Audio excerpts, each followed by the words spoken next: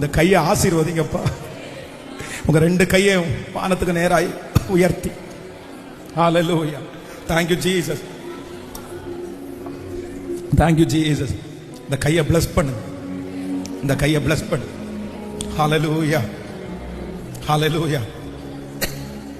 கர்த்தர் வந்து ஊழியக்காரனை கையில வில்ல பிடிக்க சொல்றாரு. கர்த்தர் வில்ல பிடிக்க சொல்றாரு. அவன் வில்ல கையில பிடிக்கிறான்.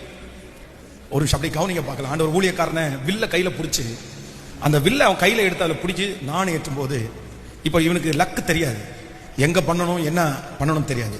அப்ப ஆண்டவர் என்ன பண்றாருமா, அவனுடைய கை மேல கர்த்தருடைய கையை வச்சு அந்த வில்லை நாணேற்றி கர்த்தர் எய்கிறார் அப்படின்னு வேதம் சொல்லி.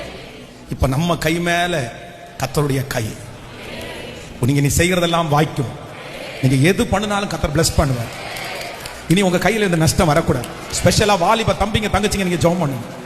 நீ உங்க அம்மாவை அப்படி கத்துறோன்னா வருக தாமதிச்சா, கர்த்தர் வருக தாமதிச்சா, உங்க அப்பா உன்னை பார்த்து பார்த்து சந்தோஷப்படணும். உங்க அம்மா பார்த்து பார்த்து சந்தோஷப்படணும். உன் குடும்பத்துல கர்த்தர் உன்னை எட்டாத உயரத்துல கொண்டு போய் வைக்கணும்.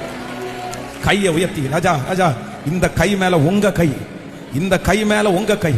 இந்த கை விளங்காத கைன்னு சொன்னாங்கப்பா, இந்த கை எதுவும் நிக்காதுன்னு சொன்னாங்கப்பா, இந்த கை ஏமாறுற கைன்னு சொன்னாங்கப்பா, இந்த கையை யாருமே நம்பலப்பா.